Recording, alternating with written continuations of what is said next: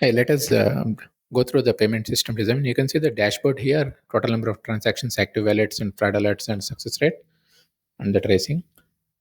And yeah, this is the dashboard. And let us go through the payment. And we will create a new payment. And by default, we have selected one wallet inside, and that wallet has some fixed amount. And we are actually doing transaction by using that. And you can see like the transaction got rejected because wallet has insufficient balance. Okay. Yeah, and now we will give some money within the wallet range. Yes, payment is successful. So you can see here the our demo user, we have could successfully transfer the money. Okay, and let us go through the wallets.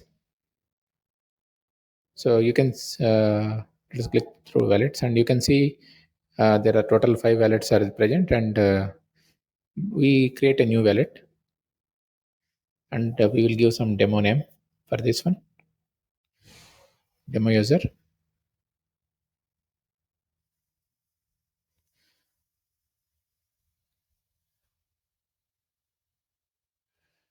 Then we deposit some cash, yeah, for business, and then we create the wallet. And you can see here the demo user, $3,000 deposited, the new cash, new wallet created. And let us transfer money across wallets. And we will choose this new demo wallet that we have created at the source.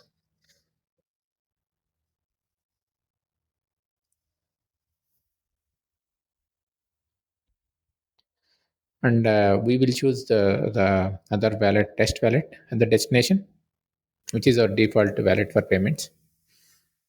Okay, let us transfer $1,000. Yeah, you can see, yeah, that amount got credited into the test wallet, and amount got debited from our demo wallet. Okay, and let us see the transactions.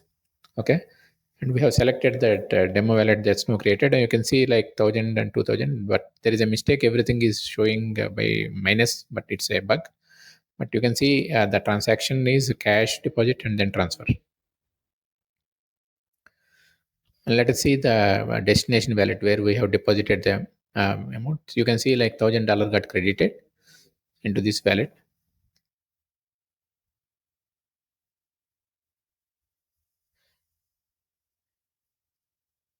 Yeah, let us see the fraud detection service, and we will select one of the payment transaction what we have done from the payments. So let us randomly select one of the payment transaction, payment ID, and the amount we have transacted in with that. We transacted around $200 using it, and let us give this data to the fraud service, and it is saying, yeah, there is no fraud.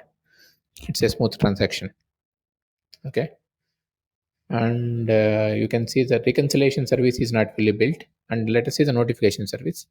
So all the whatever the payments have been done, the notification we can see here, all the notifications have gone. Just now like $200 credited, that notification also came.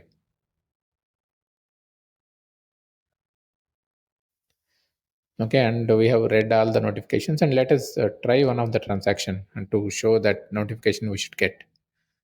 So we have seen like new payment is one of the ID, and we are making some, sorry, yeah, $100, $200 transaction. And yeah, let us go through the notification service, and we should see that one. So you can see like new payment with that given ID, we are able to see the notification for it. Okay, yeah, that's how notification service works. Okay, you can see different notifications already present. And yeah, let us go through analytics. This is just a dummy dashboard, and we are not actually getting any analytics. Live transaction feed that has to come at. Okay, and yeah, that's it about this payment dashboard. And let us go through the tracing.